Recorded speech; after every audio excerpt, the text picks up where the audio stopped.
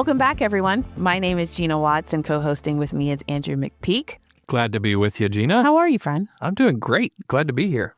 If you believe that school should be more than just essays and GPAs, if you believe that EQs are as important as IQs, if you expect amazing things from the next generation, then you are in the right place, because we believe that too. We have such a cool conversation today, and we get to hear not only from a teacher, but also from two students. Yeah, and that is a teacher and two students who are taking project-based learning to a whole new level. It's amazing. But before we get into it, we should do our opening question. Yes, let's do this. All right, so I'm going to ask, what's something we do now that you think future generations will laugh at us for it being so outdated? So I thought of a lot of things, but the one I kept coming back to, these questions are so me. The one I kept coming back to is something I see young people not doing, and that is taking notes. Oh. And I'm going to be a guy with a notebook for the rest of my life. And I just feel like I'm going to be 70 years old, and my grandchildren are going to be like, Grandpa, why are you still writing in a notebook, right? And AI is just listening to them and taking notes about their life at all times or whatever. So, because I see people use those AI note-taking guides on Zoom calls and stuff, and I'm like, I think people are going to be taking notes pretty soon. Yeah. We're going to look like old fogies. I don't know how you digest it, though, if you don't take notes. I'm the same way. So maybe I'm wrong about that, and that's a human thing that we'll just need to do forever. I don't know. I see a lot of people skipping out on that all-important thing. Yeah. Our setup here is pretty dope, but Andrew and I definitely have laptops, notebooks, pens, and our phones. Like we have all the things. Yes. So we are old school and new school all at once. All at the same time. What about you? Yeah. So for me, I guess I was laughing because I was like, specific to me and you, they're going to be like, you know what's outdated? DMI. Like,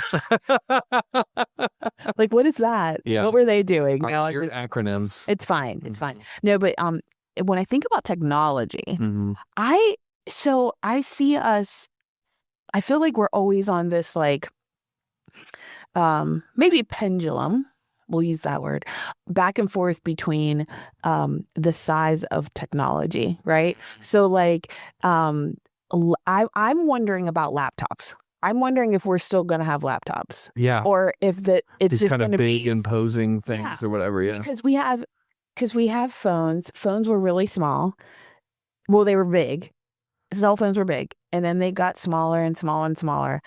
And then they got big again. And then most people like really use their tablet, or they use their really big phone. Yeah. But like, I don't think I'm wondering if people will feel like a formal laptop. Yeah. Or like as if we're just going to take our phone and plug it into a screen wherever we are. And have our little keyboards. Yeah. And just, that's it. Because you're like, what's that big thing that you're dragging around with you? Yeah. Carrying that.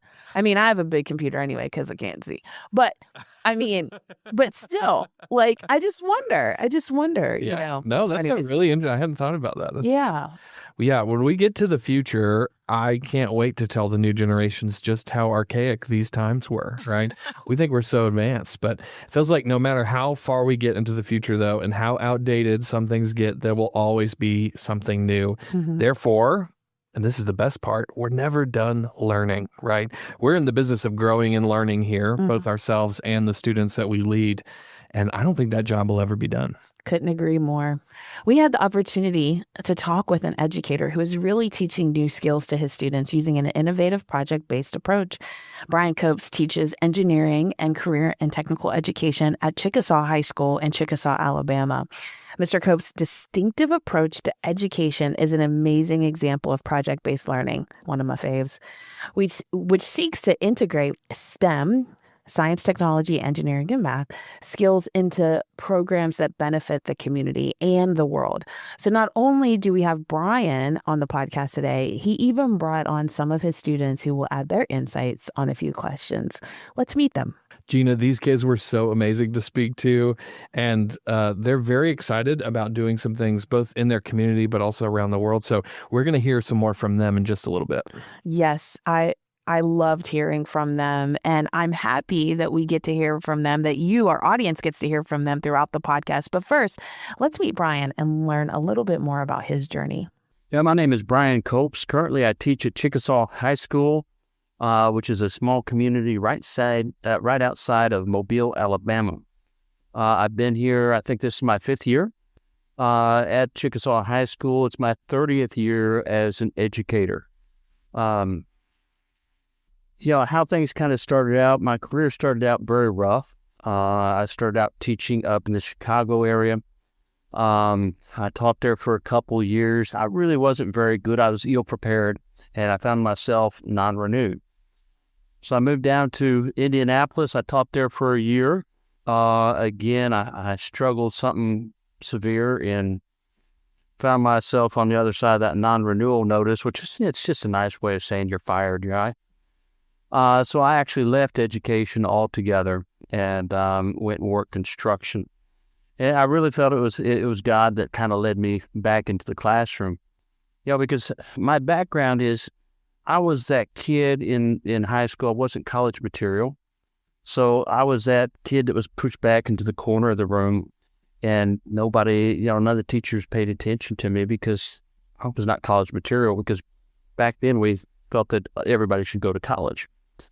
As far as counseling experience, my dad took me to Vincennes University, a junior college here in Indiana, and we looked at the drafting, we looked at the graphic arts and construction program, and at the end of the day, he said, pick one because that's what you're going to do.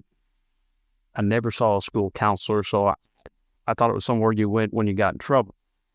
So I did go into construction, and then after that, I went to Indiana State to study to be a teacher, career and technical education.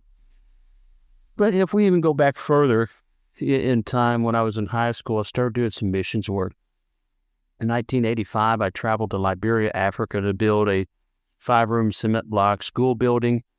I've had the privilege of going to Ukraine, and then we actually flew out of the country through Moscow. And as a matter of fact, I was standing on Red Square when Mikhail Gorbachev was overthrown. I was standing there when the tanks came in and took over the Kremlin. But I've been to 6 continents doing missions work. And even though I struggled and I was non-renewed and God forced me back into the classroom, I really didn't find my stride as a teacher until I started applying what I've learned on the mission field to education. I said, let's have kids solve real world problems.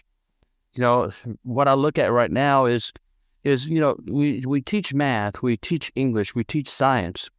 We've been teaching these things for years. We've been telling the kids that, they can be anything that they want to be. They can change the world. But we never teach them how to change the world. So I said, okay, what if I use career and technical education to teach kids how to change the world? Now, it might not be their world necessarily, but if we make a prosthetic leg and fit it onto an amputee, it definitely changes that amputee's world. All right. It gives them something it gives them hope, and gives them opportunity to go back to work and go back to school, to live a fulfilled life of normalcy. All right. So it's when I started bringing things into the classroom is when things changed for me. I became that mediocre, whatever teacher, that failure of a teacher, right? To one that I've done pretty good I've been pretty successful as a teacher, right? A lot of the kids in the past 5 years have received the Presidential Volunteer Service Award, which comes from a letter from the President of the United States. Last year, the students and staff that were part of the project were even named honorary lieutenant governors. So we're doing something right. But it was about 15 years ago, goodness gracious, probably longer than that, really. 15 years ago when we started the prosthetics. Man, Brian's journey is incredible, right? He would not have been most likely to succeed probably when he was growing up, from struggling early in his teaching days, even leaving education at one point, thinking he'd never go back, to getting back into the classroom some way, and then hitting his stride, right? By finding real world problem solving applications from the mission work background that he came from. It was really a full circle moment that kind of unlocked his educator potential. I love how he took that experience of feeling like the kid in the back of the classroom and turned it into something that really drives his teaching philosophy. I'm sure there's a lot of our listeners that you said yes to education because of your personal experience in the classroom. You might not have been the kid in the back of the classroom, but there was something that happened to you that you were like, I want to teach, and that experience impacted your teaching philosophy. You know, Brian is teaching these students not just how to learn, but how to actually change the world. Yeah.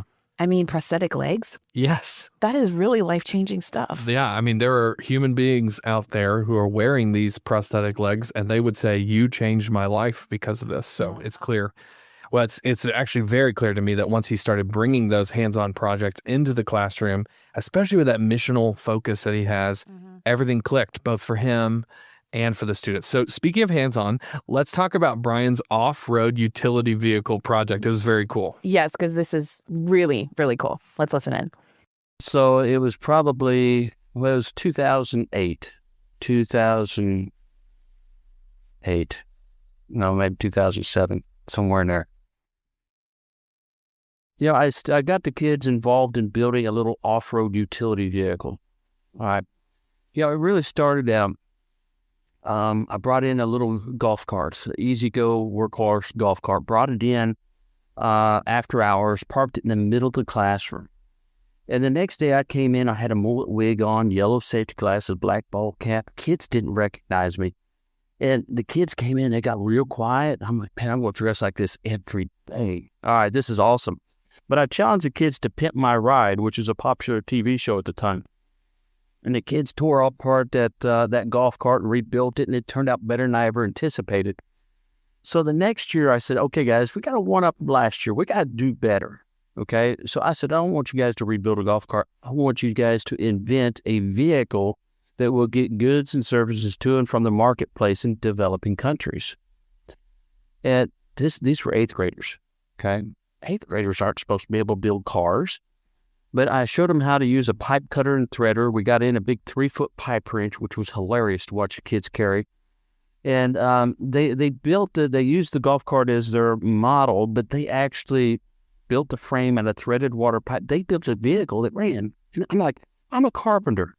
I don't know anything about mechanics or auto mechanics or engineering. But the students built a vehicle that ran. They were coming in at 6:30 in the morning and staying until 6 o'clock at night. It became real quick to me, less about the project and more about the kids, because I saw the kids growing as leaders as they were working on this project. Their grades were going up in their classes. Instead of hating to go to school, they couldn't wait to get to school. So that was the hook for me as a teacher. I'm like, yes. At the end of the year, this vehicle ran, and I'm like, you gotta be kidding me. Gina, I can't get over the image of Brian walking into the classroom with the mullet wig and the safety glasses and the ball cap. Like, man, if you want to get students' attention, he may have just given you the secret to that. Talk about an entrance. But hey, it worked, didn't it? Right? Because those kids jumped all in on this, Pimp My Ride. I used to watch that show challenge. Too. Yeah. That was one of my favorite shows. TRL, then Pimp My Ride. Anyways, what's crazy is that it wasn't just a fun little project. These 8th graders ended up building a functioning vehicle. Let me say it again. 8th graders built a functioning vehicle. I love how Brian said, I'm a carpenter. I don't know anything about mechanics, but the students made it happen. They went from rebuilding a golf cart to inventing a vehicle to solve real world problems. That's some serious growth. Yeah. And that project wasn't just confined to the classroom, right? Brian's students ended up competing against college engineering students with this thing that they built. And get this, they won. That's crazy. Let's hear about how his 8th graders ended up taking on Purdue University and coming out on top. So I was from Indiana, and basically I entered the kids into a collegiate engineering competition up in Indianapolis. My 8th graders were taking on Purdue University. All right, so we went up to this competition. They introduced my 8th graders as Chelsea University. At lunchtime, they referred to them as Chelsea High School, and at the end of the day, they held up the first place trophy and said Chelsea Middle School. Not only did they build a vehicle and drive it through different obstacles, but the kids had to do an engineering report, and then they had to do an oral presentation of their vehicle. So we did that for, 3 or 4 years. 2 years with Chelsea Middle School. The second year, my kids actually beat Rolf-Homan Institute of Technology, which was the #1 engineering school in the country. But this is where things kind of began. This is so cool. It is. Like, these kids are cooler than me. I mean, I feel like I'm pretty cool sometimes. Like, compared to them, I'm definitely not cool. Yeah. It's so cool, the impact that these projects are having on the students. We just had to ask these students who were in the room with Brian which project they really like working on the most. I'd say what I'm enjoying most so far is probably building the legs. I would have to say that too. So we take the base of the leg and we basically assemble all the parts together, and we'll take the top part and assemble that separately from the bottom part, and then we'll kind of like combine them together. And it's a really fun process, I would say. And these prosthetics will go to like people in communities that can't like get other prosthetics. And it's really nice because I really think that it's cool that we can give back to communities like this and work on something like this. So we asked Brian about this really cool project of building the prosthetic legs with his students. With the students clearly loving it, we needed to know the history of how it came to be and what the process looks like from start to finish. So after working on the vehicle project for a bit, he got an amazing opportunity. After doing this for about 3 years, the State Department of Education came to me and said, "Hey, Mr. Copes, you're doing a great job teaching engineering." I'm like, I call it practical problem solving because I'm not an engineer. I don't know anything about it. But, what I wasn't afraid of, I wasn't afraid to learn with kids. And that's where a lot of the teachers are. They are afraid to not be the expert in the room. Okay? If we could kind of put off that skin for a little while and not be afraid to learn with kids. We don't know it all. It's important to bring in experts and other people and expose them to more knowledge than what just us teachers have. But the State Department said, okay, you're doing a great job teaching engineering, but we would like you to add a biomedical component to your curriculum. I'm like, I don't even know what that means. Biomedical. All right. So I'm a carpenter, right? So I started thinking about mechanical, medical, prosthetics. All right. We found out that 80% of all amputees live in developing countries. My students was like, that's almost all of them. In these developing countries, they're lucky to make $5 to $10 a day. All right.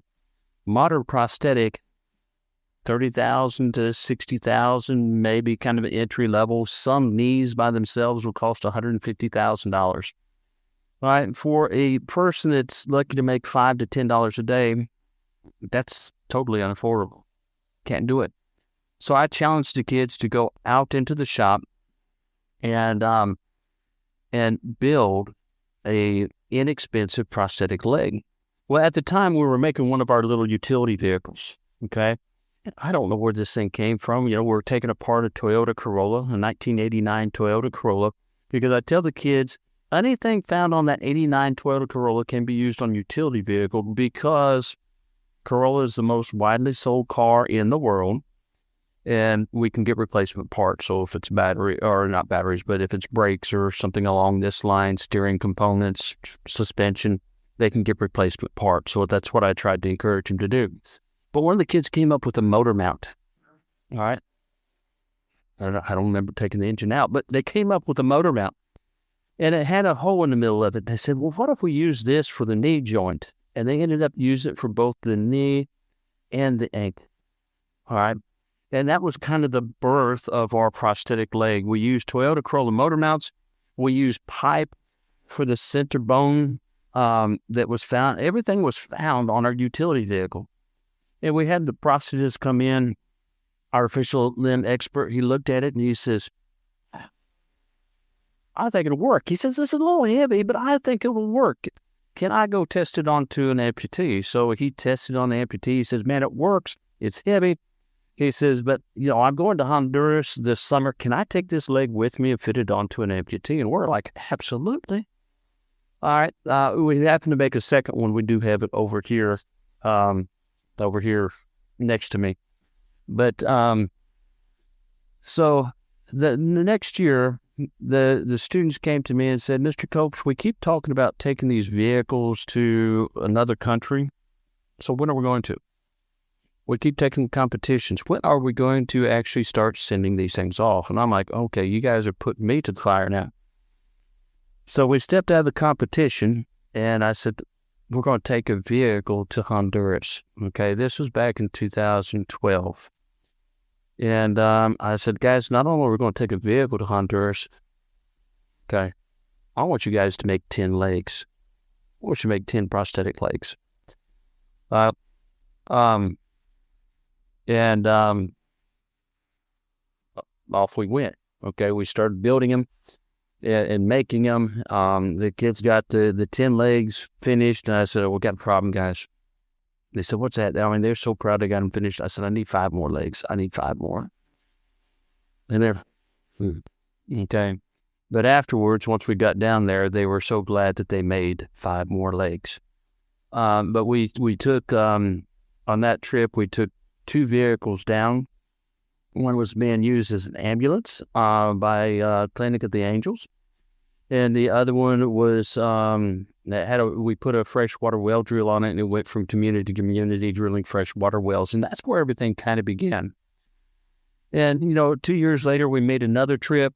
This time we converted a pontoon boat into a hydroelectric power plant.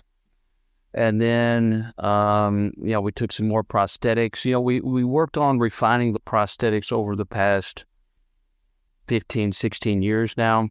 And we kept refining them because we kept finding things that we could do better. It was too heavy. We got to make it lighter, this and that. It's not that we land on something perfect the first time. It's taken us 15 years.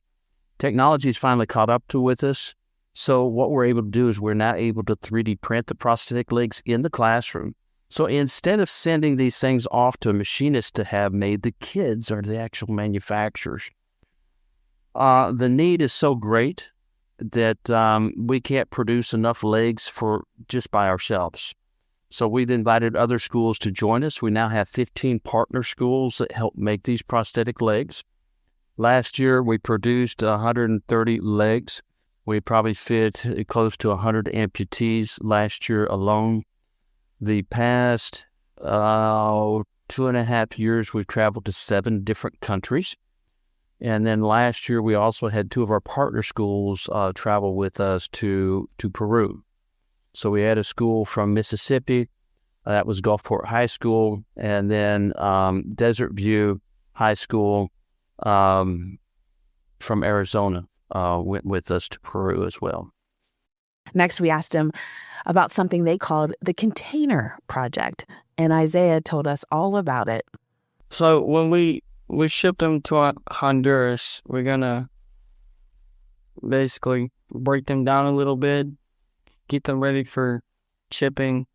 And then when they get there, we got to put them back together. But basically, they're normal shipping containers that you basically just build from the ground up with wood, all that, and make a classroom. Put internet, AC, computers, desks, chairs, smart board, ceiling tiles, floor tiles, basically the whole works. In the interview, the students said that they may or may not get to go to Honduras this year. That project that trip is still up in the air. But how cool is it that they even get to do this in the first place? It's amazing. I haven't been to Honduras yet. Yes. I mean, I'm just saying, like, And if I did, I wouldn't have anything to bring them, right? no, seriously though, it was so awesome. I can barely contain it. Oh, Gina. You liked it. Container it. You liked it. Oh my God. That was corny in the best way, the most Gina way. But I'm sure a lot of our listeners are wondering if there are any challenges that come with implementing this type of learning, this project-based learning in the classroom. Yeah. All of these things take time. And when you're adding in the students traveling, well, that adds a whole new challenge. Well, honestly, my biggest challenge has been administration. All right. It's been that way, goodness, since I've really became a teacher. Yeah, I'm a little different teacher. I do things that, people say that not only are you doing it out of the box, they said you're so far away from the box, it doesn't even exist. I've been in large school systems, and they like the idea. They like the idea of what we're doing, but they don't want the liability. When I moved here to Chickasaw, I had a very dynamic administration, and the superintendent said, "No, these are going to be school-sponsored trips," and that's when this type of curriculum really, really flourished. All right. However, he has now retired, and we've got a new superintendent, and she has basically got the same mindset as the other superintendents. Want the publicity, don't want the liability. So she's backed off on the travel. Okay. Really, the travel for the kids is to me is one of the most important things, because we can put a leg together. The kid's going to feel great about putting the leg together. But when a kid goes and they slide that leg onto an amputee and see him walk for the first time, I still remember that very first trip I took back in 2012. I was working over with the kids that brought down the utility vehicle, and all of a sudden I hear a kid from quite a distance away come running across the field, just screaming and shouting, "It's a miracle! It's a miracle!" Because he saw someone walk on the leg that he made for the very first time. Experiences like that, those things change our kids. And we can't teach that in the classroom. I mean, the kids get radically changed at that point in time. They become better citizens. They become leaders in their school. It just breaks the chain of bondage on them. And that's the key that just unlocks basically their inner self-motivation, right? It's really interesting to me to hear how one of Brian's biggest hurdles hasn't been the students, right, or the projects themselves, but get this, navigating school policies, getting the right support from administration, getting approval from all the adults, right? It's so common to me, right, that the young people are not the obstacle in the way, but rather it's all the adults with all of our rules and all of our limitations and expectations. I mean, his projects are big, out of the box ideas, right? And so there's just kind of this natural hesitation because adults already have ideas, ingrained ideas about what they think kids can and can't do. Definitely. And it sounds like when Brian's had the support of the administration, like when Chickasaw really embraced these projects, everything just took off. Yeah. It's a reminder that with the right backing, these kind of innovative programs can really thrive and make a huge impact. Exactly. When kids can physically see the difference they're making, like helping somebody walk again, that's a level of motivation you cannot give them any other way, especially through something like a textbook. Totally. And speaking of motivation, we heard from some of Brian's students, and it's clear that these kinds of projects connect with them in different ways. Isaiah doesn't struggle much with motivation, but Morgan found her drive through giving back to the community. Yeah, I think Morgan's experience really shows how programs like this can help students who may not connect with traditional activities. Right. They may feel like there's not a lot of natural motivation for them in school, but when they feel like they're making a real world impact, it transforms the way they see themselves and the school that they're going to. I would say for me last year, I was struggling a little bit on motivation. Like, I've always gotten, like, good grades and stuff, but I've never really gotten involved in a lot of school activities. And because most of the time, places where I've gone, it was just like sports and things like that. But hearing about Chickasaw having programs where you can give back to the community and things like that, that really helped me because I wanted school to feel like a place where I was just working on grades, but I was giving back. And so Life Changers really helped with that. And I just think that it does help with motivation in that way. It's not just about studying for tests or showing up to class. For Morgan, getting involved in something that benefits the community really turned things around, giving her a purpose beyond just the academics. That's the beauty of project-based learning. Real-world impact can be such a motivator. Yes, it absolutely can. And to me, that ties perfectly into the advice that Brian gives to other teachers about how to take on projects like this too. Well, first of all, don't be afraid to learn with the students. All right. You're not going to be the expert. You're not going to know everything. All right. Don't be afraid of that. Because when you get stumped, okay, there's an expert out there that's going to be willing to help you. You get stumped, you just go out there and say, okay, who might be able to help with this? All right. And get them connected. You can go out to the website. It's skyyouth.org. That's SKYYOUTH, stands for Skilled Knowledgeable Youth. It's actually my website. You'll find my contact information. Call me. I think my cell number is there and everything. Just give me a call, give me an email, and I'll do what I can to help guide you, help link you with people, whatever needs to be done. But don't be afraid to learn with the kids. Give them a challenge. And sit back and enjoy the ride. See what happens.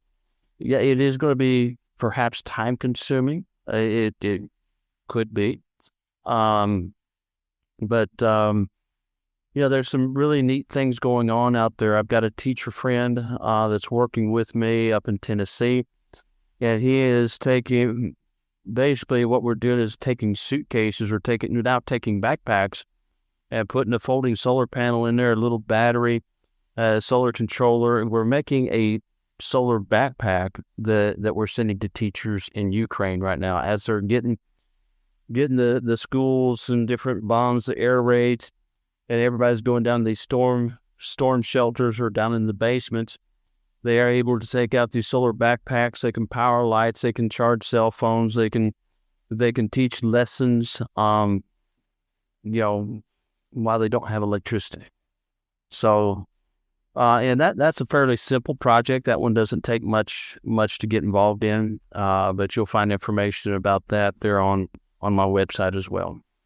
I love that ultimately what he's saying is, folks, don't be afraid to learn alongside your students. And we've heard that before on this podcast season. Don't be afraid to learn alongside your students. You don't have to be the expert in everything. Just give kids a challenge and watch them run with it. And he's intentionally and unintentionally, I think, in ways, built a whole network of support and resources for teachers who want to try something new. And the only reason why I say unintentionally is because I think he's just naturally being himself. Yeah, I agree. And he's willing to share those things with folks. Like his solar backpack project for teachers in Ukraine. It just shows how one idea can ripple out and make a really big difference. Totally. So if you're a teacher thinking about jumping into project-based learning, I'd say take Brian's advice. Get creative, connect with others, and don't be afraid to learn alongside your students. Who knows what amazing things are going to come from it. And you can tell how much the students love and appreciate the opportunity to do something that really impacts the world. In a way, it feels like I'm doing something more important. Like grades are important, but also this is going to help more people than just myself. And it really feels like I'm helping people out. And it also feels kind of less stressful because I am giving to other people, and like that might seem like a lot, but it's also like a very welcoming environment. Whereas like in the classroom, you might feel like, oh, I need to do this, I need to do that. But here it's like we're all a team, like we work together. Yeah, basically, it's just teamwork here. So good, Gina. I loved this conversation. It's such an encouragement to hear these kinds of stories, not just from an adult leading kids, but actually from the kids themselves. Seriously, I think I've shared this multiple times in this podcast that not just this episode, but in general, that how much I love project-based learning. I was a part of the front end of when it was cool to say service learning back in the day when I was teaching in higher ed. And I just saw how it impacted even college students, let alone project-based learning impacting younger students. So I feel like I learned so much from Brian. I feel like he confirmed so many things that I believe and feel about really strong and good pedagogy when we're serving young people. And I learned a lot from Morgan and Isaiah too. Yeah, they're sharp kids. I might have learned a little too much. You got too much information? That means it's time for DMI.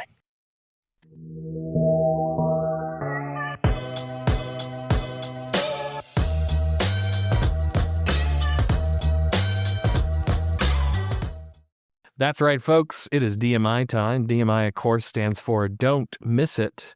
And this is where Gina and I will each highlight one key takeaway from today that we believe you shouldn't miss. So, Gina, do you want to kick us off? I do. I was having a hard time, honestly, like picking the one thing that I wanted to share with everyone today, with our listeners. But, when Brian was talking about the State Department of Education reaching out to him and saying, like, you're doing such a great job teaching engineering. And he was like, I don't even know what engineering is. Why are you talking to me? Right.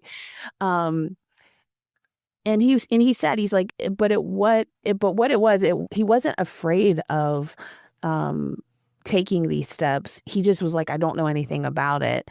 But what made it work was he took on a posture of learning with the kids. Yeah. He was okay. It was like a realization that he was already living. Like, I don't have to be the expert. I just need to create an experience for these young people to use their own skills, their own expertise, allow them to be the experts, allow them to lead and guide what we do. And I provide a support as like a mentor, as a leader. Like, he's still teaching, but the way in which he does it, it's like he embraced the idea that he doesn't have to know everything. Yeah. And what he's doing is actually calling out an assumption, right?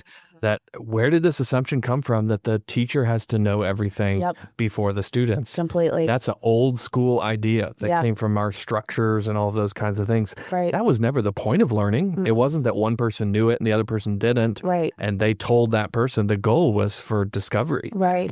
And I think as our listeners have listened to this episode, and maybe you'll come back and listen to it again, I hope that you pick that up. Yeah. I hope that it's a challenge for you to think, where am I showing up where I could be showing up a little bit better if I challenge myself to not be the expert?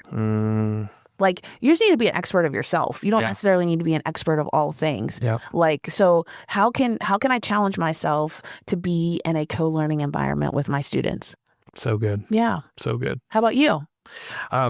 Well, I feel like Brian has unlocked the next level of project-based learning to me. And that's my key takeaway. We talked a lot about project-based learning on this podcast already, and we're only in season 2 because we're both big believers in hands-on experience and trusting kids and all of that. So project-based learning on its own is great to encourage curiosity, creativity, ownership over education in students, right? All that stuff is good. The next level to me is, what are we doing that for? And what he said is, I want to do this for a world that needs what these kids can do. Yeah. So not only are these kids self-actualized in the sense that somebody gave me a challenge and I figured out how to accomplish it, but somebody gave me a challenge that meets a real world need. Somebody out there, some human being is in need.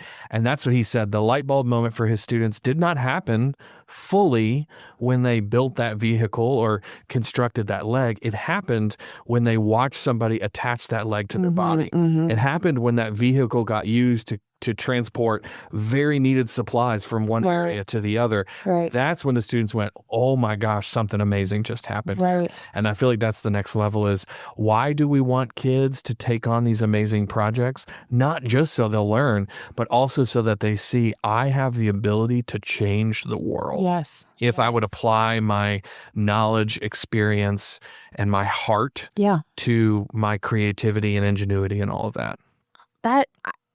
That's really good. And do you mind if I add a little footnote to that? Please. I think one of the things too, some folks might hear is we talked a lot about through this episode about changing the world, and they are having a world impact. And that is true. And also it's allowing the kids to see that it changed one person. It served one person. And I think sometimes we think like, wow, I don't want to do that, or it's too big. It's too big of a thing because we use the word world. But what project-based learning can you do in your environment that could help affect one? Yeah. And this is helping with identity formation. This is helping with, I can't tell you how many traditional age college students that I used to work with that spent so much money trying to discover who they were, to find that they spent a lot of money doing the wrong thing or learning the wrong And thing. folks, it's still happening Exactly. today. And it's not, and I love university education. Yeah. But how much more intentional could young people be as they discover themselves earlier? Yeah, it's just so good. We could probably have just an episode about processing We could, yes. science. Gina and Andrew talk about stuff. Yeah, no, this is really good. It was. Well, thank you for interviewing Brian and Morgan and Isaiah. And we thank you, Brian, Morgan, and Isaiah, for being on with us today. And thank you to our listeners for joining us on this episode of the School on a Mission podcast. Now, before you hit skip onto your next podcast, we've got a little challenge for you. Grab a pen, a notebook, a sticky note, or even the back of your hand and write down one action you're going to take this week. Maybe it's something you're going to do, something you are going to investigate, something to read more about, or a person you want to meet with. Got it? Perfect. Now DM us with your action step. We can't wait to see what awesome things you're up to. Until next time, friends, stay curious, stay bold, and keep leading your school on a mission. The School on a Mission podcast is produced by Growing Leaders, powered by Maxwell Leadership Foundation. You can find out more about Growing Leaders at growingleaders.com. We want to especially thank Brian Copes, Morgan, and Isaiah for joining us as guests in today's episode. This podcast was produced by Angelica Oliver and Kara Mallory. To find out more about the School on a Mission podcast, head over to schoolonamissionpodcast.com.